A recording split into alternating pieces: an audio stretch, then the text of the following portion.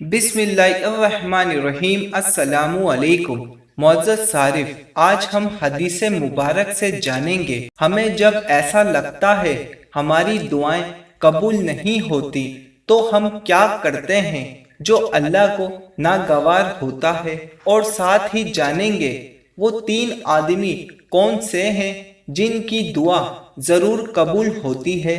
حدیث مبارک سمجھ آنے کی صورت میں ایک لائک ضرور کر دیے گا۔ حضرت ابو ہریرہ رضی اللہ تعالیٰ عنہ بیان کرتے ہیں، رسول اللہ صلی اللہ علیہ وآلہ وسلم نے فرمایا، بندہ جب تک کسی گناہ یا قطعی رہنمی کے بارے میں دعا نہ کرے اس کی دعا قبول ہوتی ہے، بشرطیہ وہ جلد بازی نہ کرے۔ عرض کیا گیا، اللہ کے رسول، جلد بازی سے کیا مراد ہے؟ آپ صلی اللہ علیہ وآلہ وسلم نے فرمایا، وہ کہتا ہے میں تو بہت دعائیں کر چکا ہوں لیکن میری دعا قبول ہی نہیں ہوتی۔ اس صورتحال میں وہ مایوس ہو جاتا ہے اور دعا کرنا چھوڑ دیتا ہے۔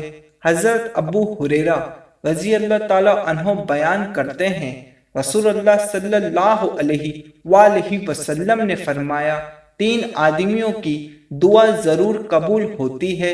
روزے دار جب وہ افطار کے وقت دعا کرتا ہے، نمبر 2 عادل بادشاہ، اور نمبر 3 مظلوم شخص کی دعا، اللہ اس کی دعا کو بادلوں کے اوپر اٹھا لیتا ہے، اس کے لیے آسمان کے دروازے کھول دیے جاتے ہیں اور اللہ فرماتا ہے، میری عزت کی قسم میں ضرور تمہاری مدد کروں گا، ہاں کچھ دیر سے ہی ہو۔